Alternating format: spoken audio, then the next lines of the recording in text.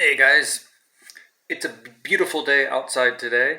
So I was going to make the video outside, but it is windy, and so the sound wouldn't be as good. So I'm wearing my favorite Green Day IS t-shirt, and I'm wearing Florida State University. It's my alma mater. So there's a new word for you, alma mater. That would be the university or the school from which you graduated from. So Florida State was my original BA. BA means Bachelor of Arts. That's a 4-year degree. A 2-year degree is an AA. No, not Alcoholics Anonymous. And a associate's degree, Associates of Arts. But then if you get a 4-year degree, you get a specialty. And that's a Bachelor of Arts. And then these past 2 years, I've done an MS, which is a master's degree, a master's in science from Nyack Theological Seminary in New York City. And my specialty was in the School of Education, and I studied applied linguistics. So what is applied linguistics? Well, it's taking language and applying it. And that's what I'm going to do today, right now. Zach Sly, chapter 22. I'm just going to read straight through. I might do more than one chapter because these are very short chapters, but the book is getting a lot better. The suspense is building. Sam pulled up to the Nevada Hotel after having spent the last hour driving the streets looking for Zach. He had been to his house 3 times and had even stopped at Daryl's to ask if he had seen Zach. He walked up the stairs, hoping the boy had returned. Well, he was out looking for him, but Zach was not in his room. Sam stepped inside and looked around for some clue as to where he might have gone. He found Zach's backpack in the dresser, opened it, and pulled out the journal inside. Zach was getting cold sitting outside the trailer. Remember, he's waiting for Peter. Where could Peter be? He hoped he wasn't out telling everyone in Elko about the Grangers being the Osborns. If Zach didn't get back to the Nevada Hotel soon, he knew Sam would probably call the police. That's all I need right now, he thought. If I had spoken to Catalin before dinner, I wouldn't have this problem. Who am I kidding? If I hadn't kept a journal, I wouldn't have this problem. But getting rid of the journals would have been like throwing my life away. Continuing the journal is the only thing that has kept me sane through all of this. He decided to give Peter at least another hour. The police hadn't found him walking down the busiest street in Elko, and they wouldn't find him here. When he got back to the Nevada, he would tell Sam that he had got home to pick something up and stopped at Daryl's and lost track of the time. Alonzo and Barry parked their rental cars across the street from the Granger's house. It doesn't look like they're home, Barry said. Well, we'll go inside and wait for them. Do you have your flashlight? The front door was locked. They went around to the back and found that the door was locked as well. Alonzo broke a window pane and reached in and turned the latch.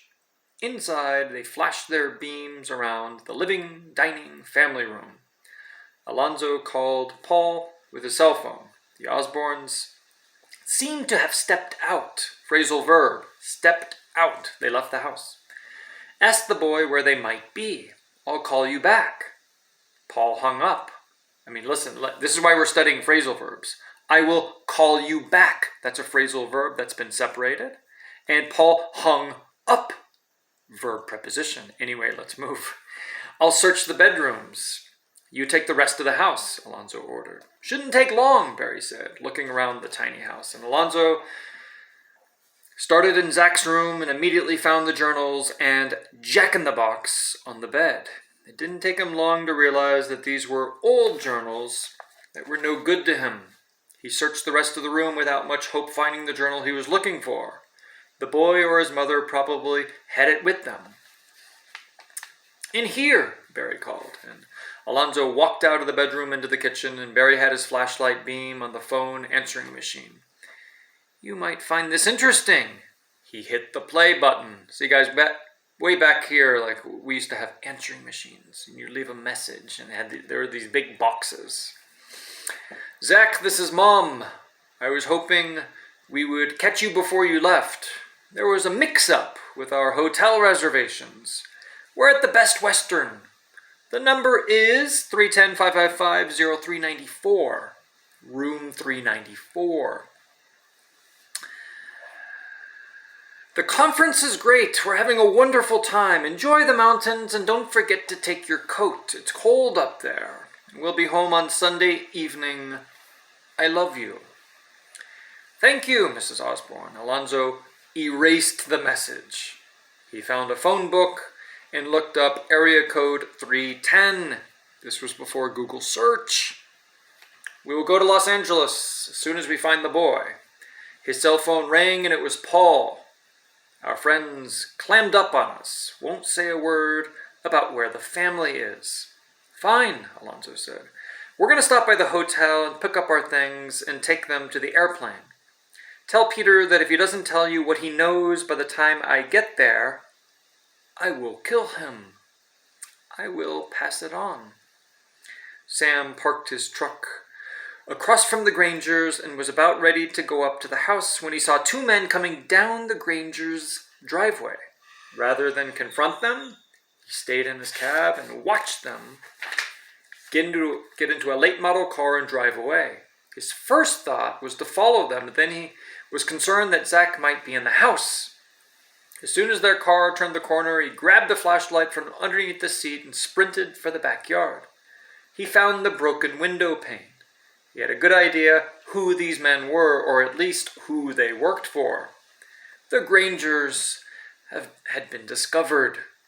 He went through the house quickly. In Zach's room, he found the jack-in-the-box, a pile of journals, and a tiny astronaut.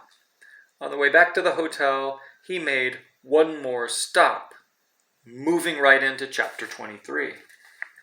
Cold and discouraged, Zach walked back to the Nevada hotel. When he got there, he knocked on Sam's door and was relieved that Sam didn't answer. He went into his room and got ready for bed. There was nothing more he could do that night. He would go back to Peter's first thing in the morning and wait there all day if that is what it took. As he was getting under the covers, there was a knock on the door, and Zach knew who it was. Come in, Sam stepped inside, closing the door behind him. Where were you? Sorry about that, Zach said. I forgot something at home.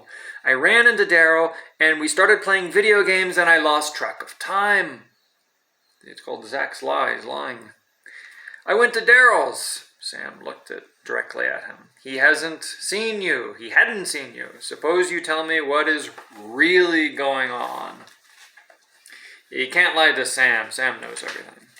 Sam did not seem angry, which surprised Zach, and there's nothing going on. You're in more trouble than you know, Zach. Sam walked over the bed and sat down on the edge. Everything's fine, Zach said. All I want to do is go to sleep.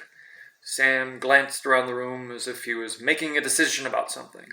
He closed his eyes for a moment, and then he looked at Zach. I used to have a son, he said.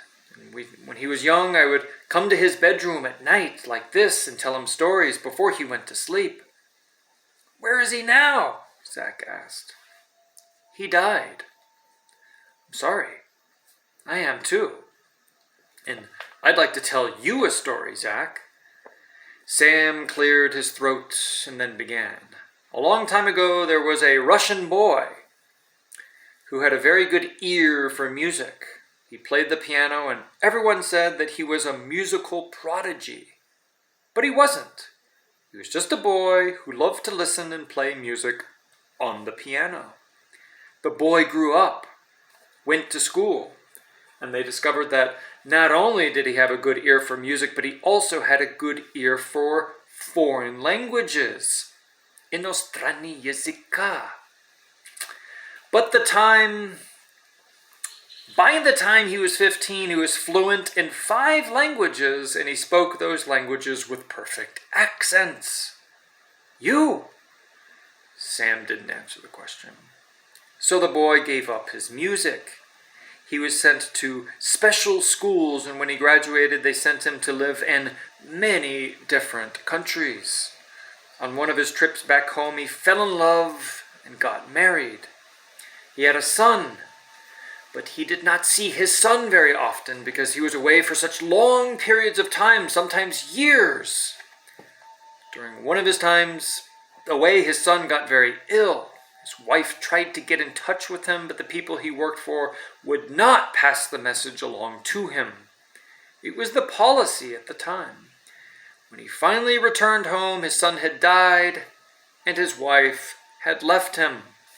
He was filled with grief and rage, and he could not be consoled. The people he worked for were very worried about him, and with good reason. During his travels, this man had learned a great deal.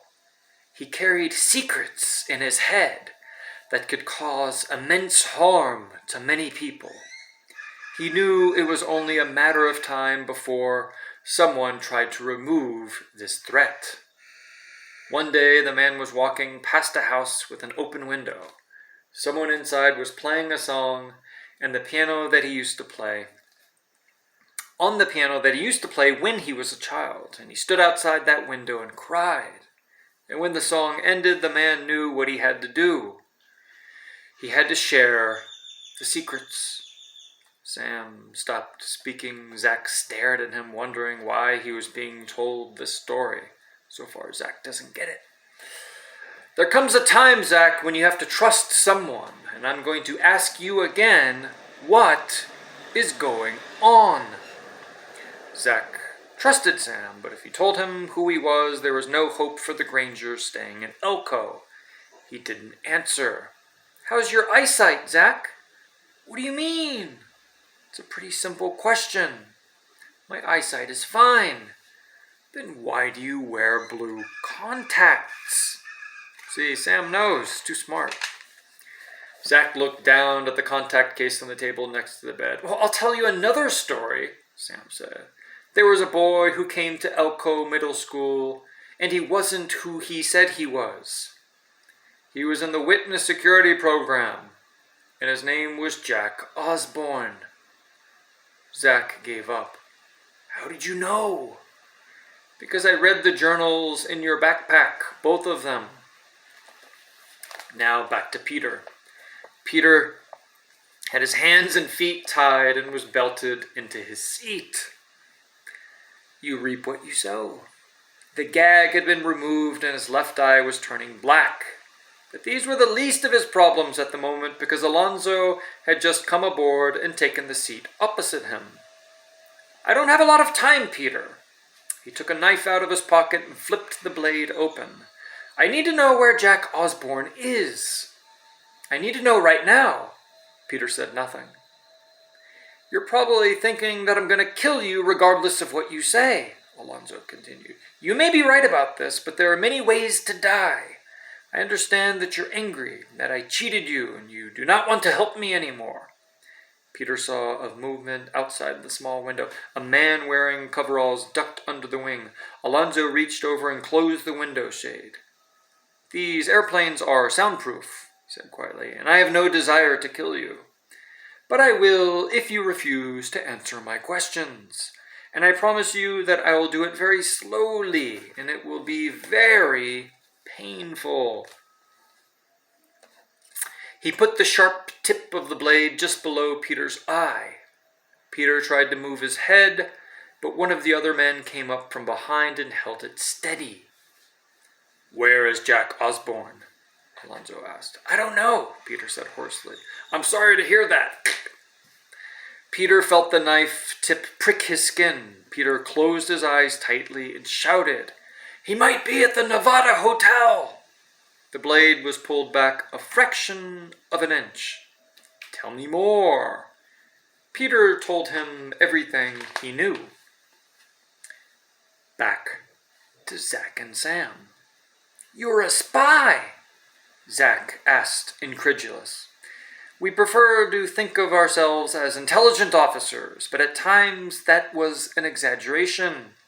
I was a colonel in the KGB.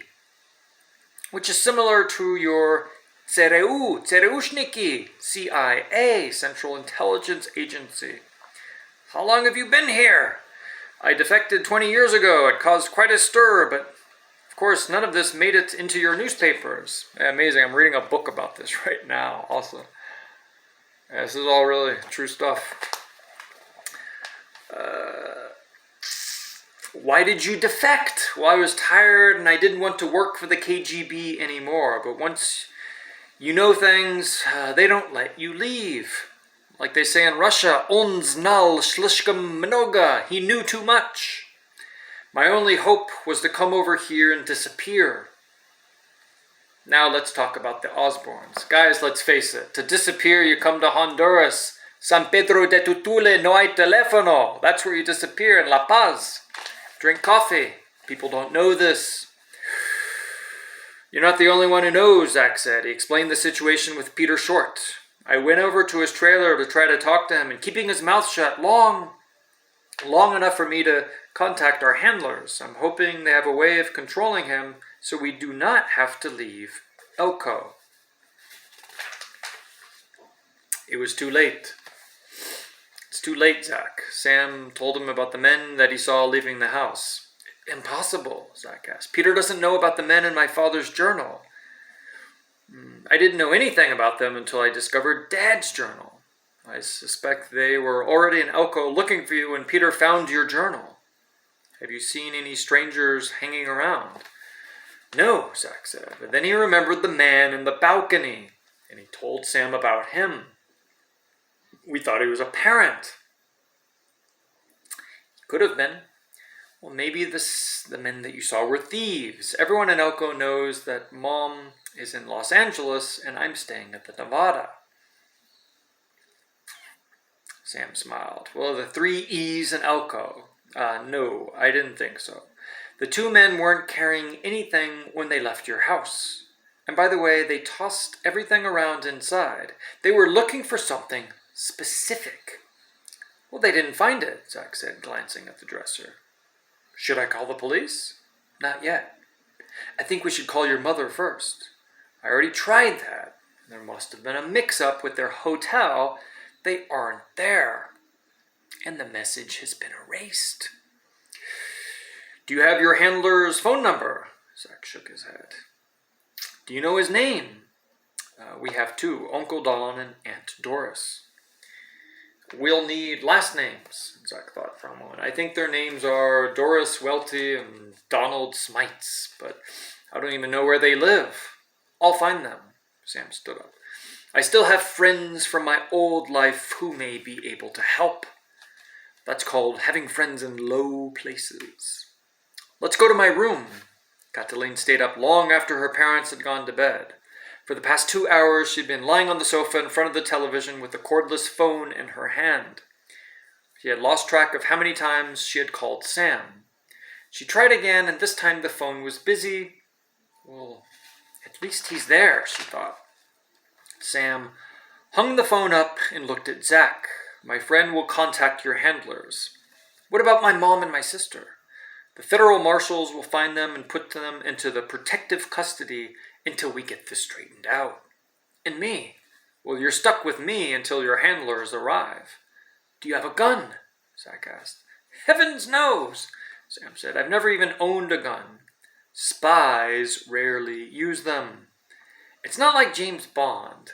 If it had been, I probably would still be in the trade. Remember how the Phantom used traps in the novel? Guys, remember this. The Phantom using traps. Zach nodded. Well, he would have been a great spy. Real spies use anticipation, guile, deceit, and they're very good at setting traps. When these fail, we run and hide, which isn't very romantic, but it works. I'm taking you up to the sheep camp, where you'll be safe. While you're getting your things, I'll tell Banat that we'll come back down for him tomorrow when things are clear. Cataline redialed Sam's number. It rang and rang, but no one answered. I don't believe this. She tossed the phone onto the sofa, put her coat on, and stepped out into the cold desert night. Such are the actions of those who are in love. But that's another story.